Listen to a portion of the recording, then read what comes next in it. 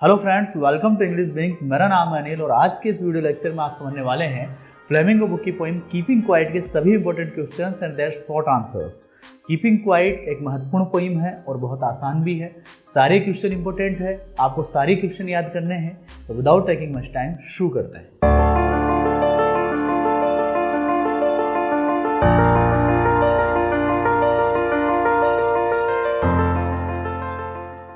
Friends, welcome back. जैसा कि मैंने आपको पिछली वीडियोस में बताया था कि बोर्ड एग्जाम में पोइट्री से शॉर्ट आंसर टाइप क्वेश्चंस पूछे जाएंगे, यानी कि आपको इनका उत्तर, जितने भी क्वेश्चन पोइट्री से पूछे जाएंगे उनका उत्तर आपको 30 से 40 शब्दों में देना है।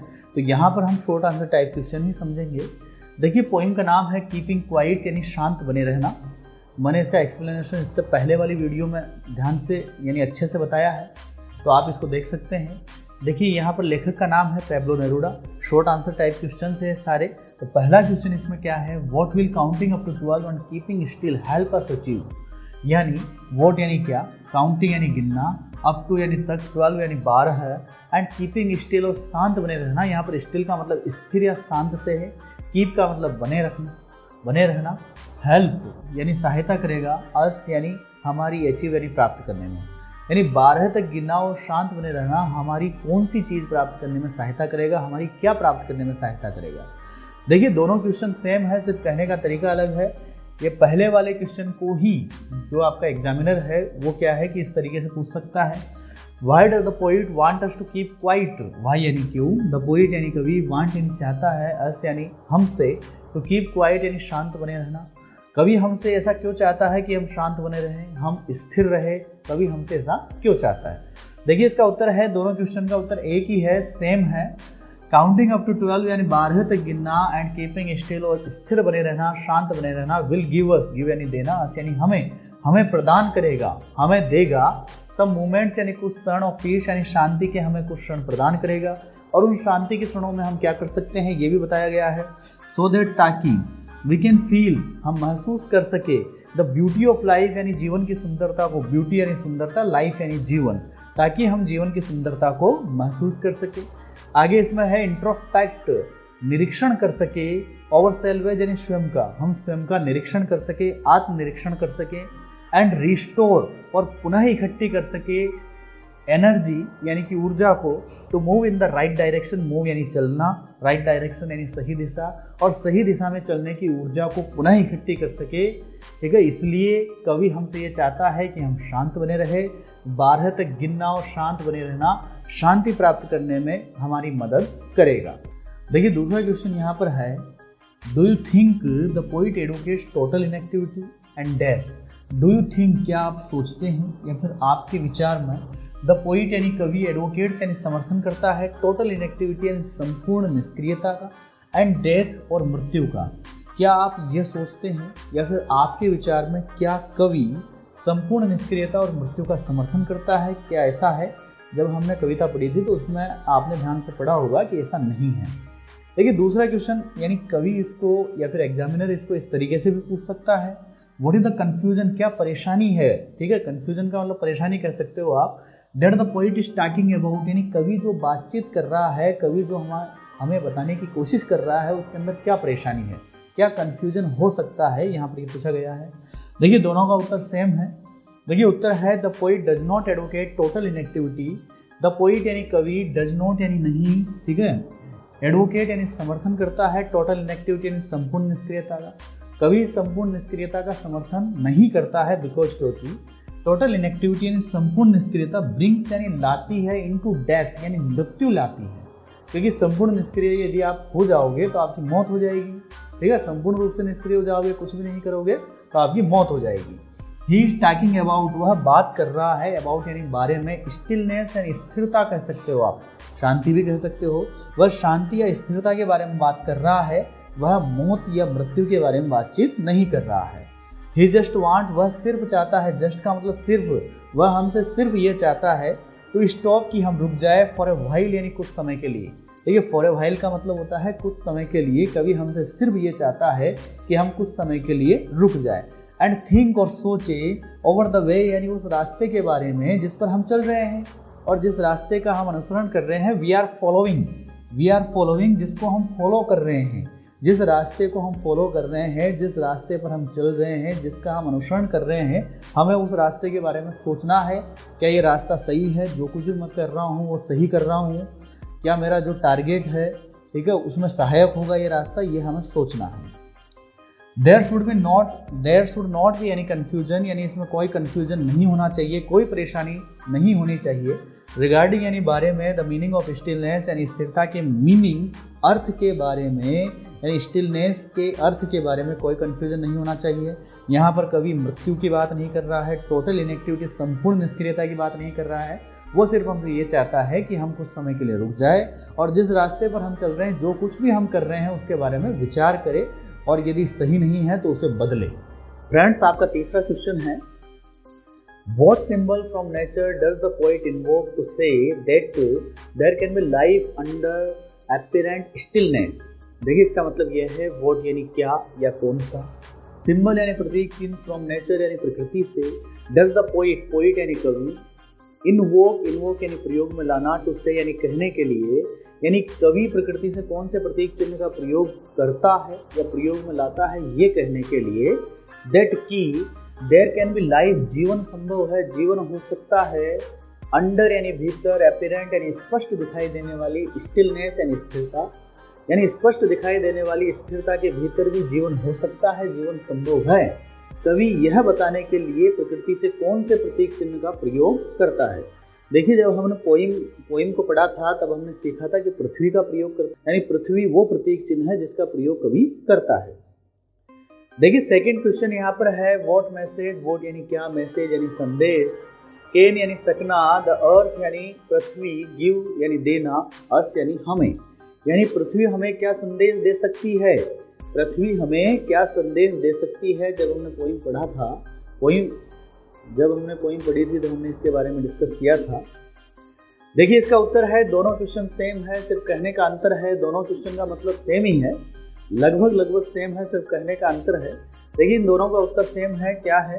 The poet wants to prove, यानी कवि यह सिद्ध करना चाहता है, दैट की देयर कैन बी लाइफ, जीवन संभव है, जीवन हो सकता है, अंडर यानी भीतर, अपेरेंट यानी स्पष्ट दिखाई देने वाली, स्टिलनेस यानी स्थिरता के भीतर, यानी स्पष्ट दिखाई देने वाली स्थिरता के भीतर भी जीवन संभव है। कवि यह सिद्ध करना चाहता है, थ्रो यानी के द्वारा, द एग्जाम्पल यानी उदाहरण के द्वारा, ऑफ अर्थ यानी पृथ्वी के उदाहरण के द्वारा, पृथ्वी के उदाहरण के द्वारा कवि यह सिद्ध करना चाहता है कि स्पष्ट दिखाई देने वाली स्थिरता के भीतर भी जीवन संभव है।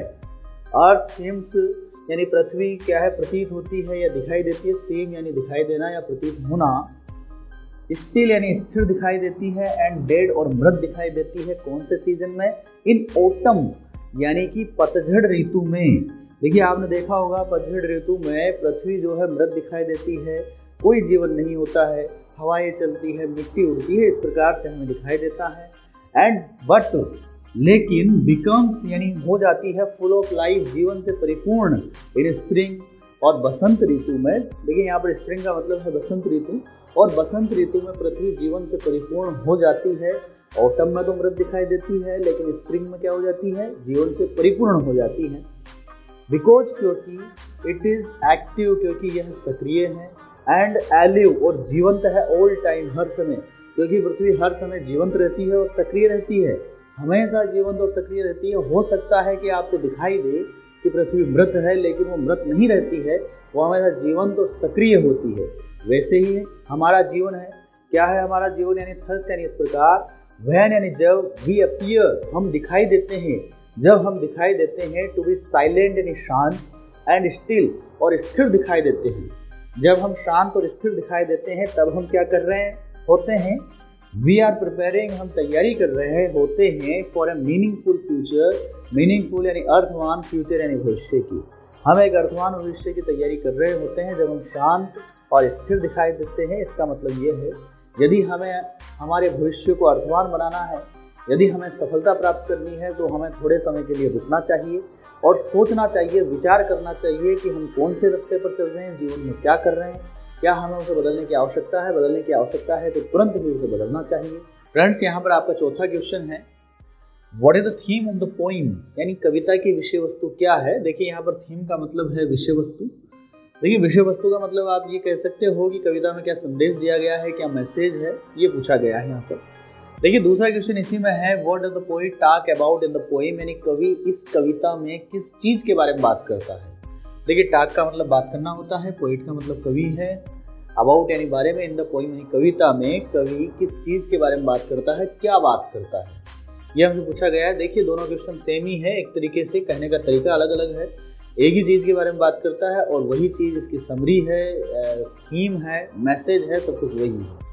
देखिए इसमें आपको ध्यान ये रखना है कि यदि पहला क्वेश्चन आपसे पूछा जाता है तो शुरुआती लाइन जो है, शुरुआती वर्ड्स आपके ये होंगे, और दूसरा क्वेश्चन आपसे पूछा जाता है तो शुरुआती वर्ड्स आपके ये होंगे, सिर्फ शब्दों का परिवर्तन है, शुरुआती शब्दों का परिवर्तन करना है, बाकी सेम टू सेम लिखना है आपको। जैसे यदि पहला क्वेश्चन आपसे पूछा जाता है what is the theme of the poem, तो आपको लिखना है the theme of the poem is, यानी कविता की विषय वस्तु है कि, फिर बाद में यहाँ से स्टार्ट होगा the importance of keeping quite, यहाँ से हमें स्टार्ट करना है।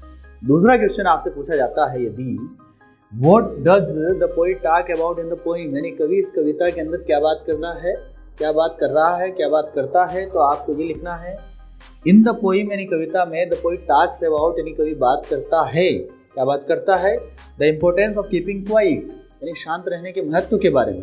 तो ये दो लाइन आपको चेंज करनी है, शुरुआती वर्ड्स चेंज करने हैं लाइन के, यहाँ से आपको डेस नहीं लगाना है इसके ओरिजिनल उत्तर में, आपको डायरेक्ट इज के बाद में, अबाउट के बाद में the importance of keeping quiet ही लिखना है, आपको डेस नहीं लगाना है, ये आपको ध्यान देना है। तो क्या है इसकी थीम या फिर कवि किस बारे में बात कर रहा है, ये हम समझते हैं।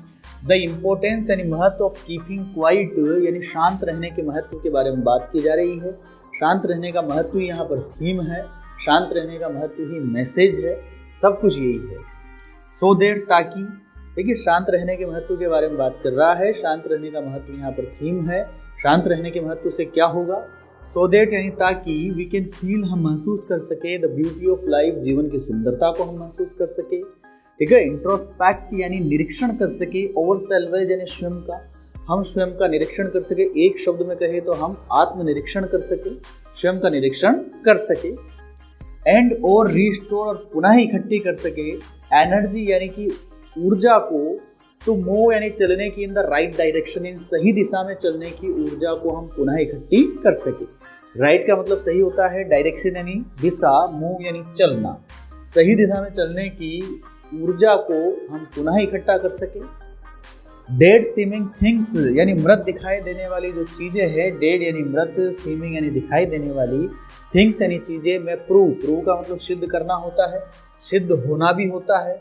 एलिव यानी जीवंत, लेटर यानी बाद में, यानी मृत दिखाई देने वाली चीज़ें बाद में जीवंत सिद्ध होती है। इसका मतलब ये है कि हमें थोड़े बहुत समय के लिए शांत रहना चाहिए और इंट्रोस्पेक्ट करना चाहिए, हमें आत्मनिरीक्षण करना चाहिए कि हम क्या कर रहे हैं, क्यों कर रहे हैं, ये वाली बात है। दोस्तों आपका 5 बार इस पोएम का लास्ट क्वेश्चन है, what should the people do instead of preparing Wars during the silence.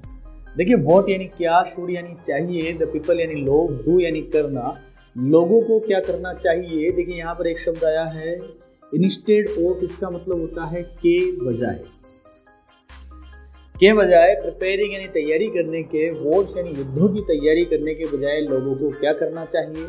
During यानी दौरान, द साइलेंस यानी शांति के दौरान जब वो शांत रहेंगे तो लोगों को, जो लोग युद्धों की तैयारी करते हैं या फिर युद्ध लड़ते हैं, उन्हें क्या करना चाहिए, कवि ये पूछना चाहता है। देखिए जब हमने कविता पढ़ी थी तो उसके अंदर कवि हमें ये बताता है कि हमें शांत रहना चाहिए, स्थिर रहना चाहिए कुछ समय के लिए, हमें क्या करना चाहिए ये चीज़ भी कवि हमें बताता है।